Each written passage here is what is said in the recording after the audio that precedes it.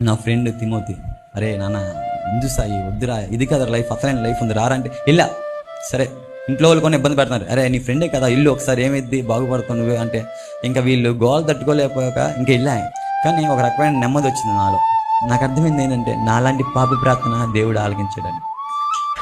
నాలాంటి పాపి ఆయన ఆలకించాడని.